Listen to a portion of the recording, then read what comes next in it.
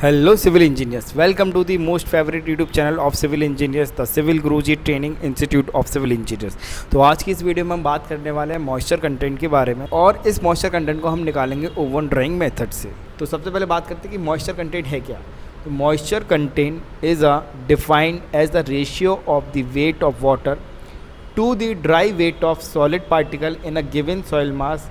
It is express in terms of percentage. मतलब कि यहाँ पर हम देखने वाले हैं कि उस मिट्टी के अंदर, उस सॉइल के अंदर कितना वाटर प्रेजेंट है उसके सॉलिड पार्टिकल के रिस्पेक्ट में, जिसका हम रेशियो लेते हैं और इसे हम परसेंटेज के टर्म्स में रिप्रेजेंट करते हैं।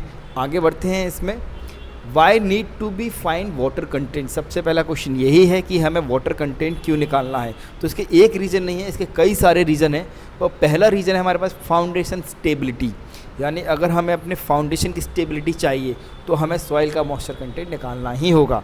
Soil moisture content can affect the stability of foundation. Excessive moisture in the soil can weaken the foundation, posing a risk to the construction. कहने का मतलब ये है कि अगर हमारी सॉइल के अंदर मॉइस्चर इतना ज़्यादा हुआ, जितनी हमें रिक्वायरमेंट थी उससे कहीं ज़्यादा हुआ, तो वो हमारी फाउंडेशन को अफेक्ट कर सकता है। हमारी सॉइल लूज हो सकती है, जिससे हमारी फाउंडेशन टिल्ट हो सकती है या अनस्टेबल भी हो सकती है। नेक्स्ट पॉइंट आता है हमारे पास साइट कंडीशन। साइट कंडीशन क्या है? Soil moisture along with other natural factor help in understanding the site condition. It helps to determine the type of construction required and how the design should be tailored to the specific soil properties। मतलब ये है कि अगर हमें कोई भी construction करना हो, उस कंस्ट्रक्शन जिस जगह पर भी हमें करना होता है कंस्ट्रक्शन, तो उस पर कंस्ट्रक्शन करने से पहले हमें सॉइल की प्रॉपर्टी पता करनी होती है, जिससे हम ये डिसाइड कर पाएँ कि उसके अंदर हम किस टाइप का कंस्ट्रक्शन कर सकें। लाइक हमें उसके अंदर सैलो फाउंडेशन करना है या हमें उसके अंदर डीप फाउंडेशन करना है, तो हमें इससे साइट की कंडीशन भी पता लगती है। नेक्स्ट आता है colour and cohesion parameters. Soil moisture affect soil colours and cohesion parameters which are important for safety and effective design. एक ये भी मोस्ट इंपॉर्टेंट फैक्टर होता है जो मॉइस्चर कंटेंट डिफाइन करता है कि हमारे सॉइल का कलर और उसकी कोहेजन प्रॉपर्टी। देखो कोहेजन यहाँ पे जो वर्ड यूज हो रहा है, इसका मतलब होता है कि सेम टाइप पार्टिकल के साथ अट्रैक्शन बॉन्ड, जैसे पानी का बॉन्ड पानी के साथ, सॉइल का बॉन्ड सॉइल के साथ कैसा है। तो जितना ज़्यादा कोहेजन फोर्स होगा सॉइल उतनी ही ज़्यादा हमारी स्ट्रॉन्ग होगी। नेक्स्ट जो हम बात करेंगे वो हम बात करेंगे construction safety. Knowing the correct moisture content of the soil is vital for ensuring construction safety. Excessive moisture can indicate the need for additional strengthening of measures. अगर हम कंस्ट्रक्शन सेफ्टी का पॉइंट को देखें तो यहाँ ये कहना चाह रहा है कि अगर हम कोई भी कंस्ट्रक्शन कर रहे हैं तो अगर उसके अंदर मॉइस्चर ज़्यादा प्रेजेंट है तो वहाँ हमें एक्स्ट्रा उसको स्ट्रेंथ देनी पड़ेगी, नहीं तो वो हमारा जो भी कंस्ट्रक्शन है, जो भी हमारा कंपोनेंट है, वो ठीक तरीके से स्टेबल नहीं रह पाएगा। नेक्स्ट है कॉस्ट एस्टिमेशन, यानी कि कॉस्ट एस्टिमेशन निकालने के भी काम आता है। Understanding soil moisture allow for the calculation of the required quantities और material such as sand and gravel which can be help control the budget and expense. मतलब अगर मैं मॉइस्चर कंटेंट निकाल लूँगा तो मुझे पता रहेगा कि उस सॉइल के अंदर मुझे कितना अलग से एक्सेसिव अलग से मुझे सैंड मिलाना है या ग्रेवल्स मिलाना है, जिससे मैं अपनी सॉइल को हार्ड कर सकूं और उसके ऊपर अपनी फाउंडेशन बना सकूं। आगे बढ़ते हैं कि इसमें देखते हैं कि हमें कौन कौन से एपरेटस की रिक्वायर्ड होती है। तो सबसे पहले हमें कैन की रिक्वायर्ड होती है। अब ये कैन आपके एल्यूमिनियम के भी हो सकते हैं, स्टील के भी हो सकते हैं। वेगिंग बैलेंस, यानी कि वेट नापने की मशीन होनी चाहिए हमारे पास। ये आपको इस टाइप की दिखाई दे रही है, लेकिन आपके पास एक नॉर्मल जो आती है डिजिटल वाली, आप उसी भी यूज कर सकते हैं। एंड देन मोस्ट इम्पोर्टेंट हमारे पास एक ओवन होना चाहिए। क्यों? क्योंकि हम ओवन ड्राइंग मेथड से मॉइस्चर कंटेंट निकालने वाले हैं, तो हमारे पास ज़रूरी है कि एक ओवन होना चाहिए। आगे बढ़ते हैं। Sample prepare.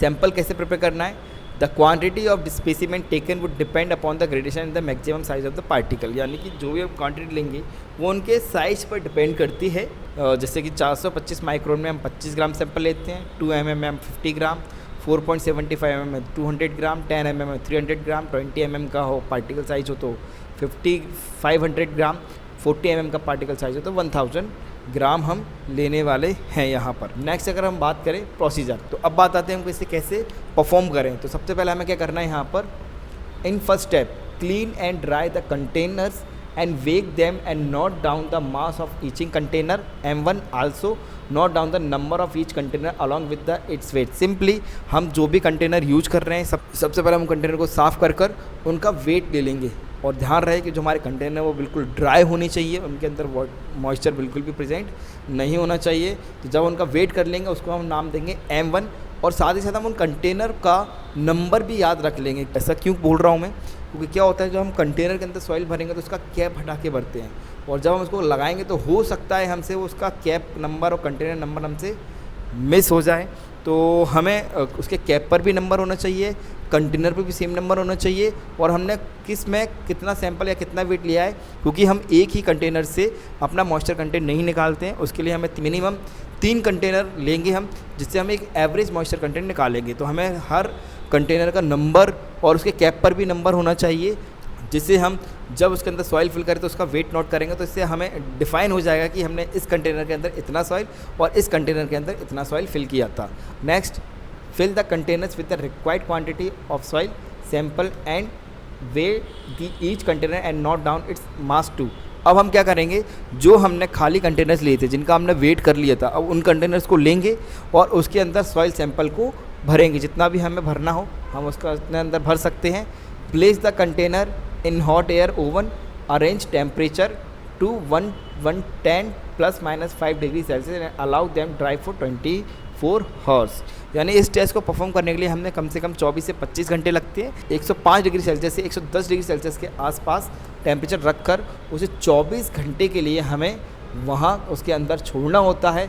जब 24 घंटे कंप्लीट हो जाए तब हम उसे वहाँ से बाहर निकालेंगे और उसे ठंडा होने के लिए रख देंगे कम से कम 1 घंटा और उसके बाद हम इसका वेट करेंगे M3। तो हमारे पास 3 टाइप के वेट हो गए, M1 जो हमारे खाली कंटेनर थे, M2 जिसमें हमने सॉइल फिल किया उसके बाद हमने वेट नोट किया, एंड M3 जो हमने ड्राई होने के बाद वेट नोट किया। तो इससे हमारा क्या निकलने वाला है, इससे हमारा मॉइस्चर कंटेंट निकलने वाला है। तो अब जो हमारे पास सारी वैल्यू आ गई थी वो सारी वैल्यू हम इस फॉर्म में पुट करेंगे और हमारे पास वाटर कंटेंट निकल के आ जाएगा। M2 जिसमें हमने कंटेनर सॉइल का वेट लिया था उसमें से माइनस कर दिया ड्राई कंटेनर और सॉइल का वेट, जिससे हमें पता लगे कि इसमें कितना पानी था जो पानी भाप बन के उड़ गया होगा। And then M3 minus M1 करेंगे तो हमारे पास टोटल सॉलिड का वेट आ जाएगा कि हमारे पास इसमें कितना सॉलिड था। बस इन्हीं का रेशियो हमारे पास क्या कहलाएगा, वाटर कंटेंट। और चूँकि हम इसे परसेंटेज में डिफाइन कर इसलिए हम इसमें मल्टीप्लाई कर देंगे 100 का। तो आई होप इंजीनियर्स आपको ये जो टेस्ट है पूरा समझ में आया होगा और आप इसी तरीके से वाटर कंटेंट निकाल सकते हैं अपने सॉइल का या फिर अपने सैंड का। तो मिलते हैं नेक्स्ट वीडियो में फिर किसी टॉपिक के साथ।